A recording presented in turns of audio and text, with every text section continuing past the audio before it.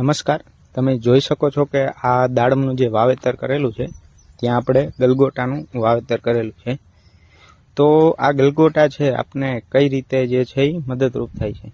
તો જે છે મતલબ કે જે ગલગોટાના જે રૂટ હોય તેમાંથી થાયોફિન નામનું જે છે એ ઝેરી રસાયણ જે છે એ સ્ત્રવે છે, મતલબ કે એના રૂટમાંથી નીકળે છે, જેને કારણે જે છે એ નેમેટોડ છે ત્યાં આકર્ષાય છે।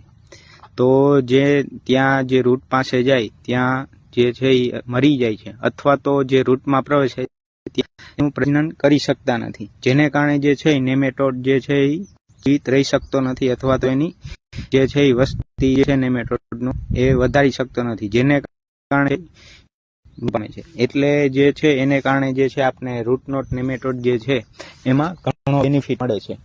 તો જે છે એ ગલગોટો જે છે એ આપણે આવી છે વાવવાથી બેનિફિટ થાય છે।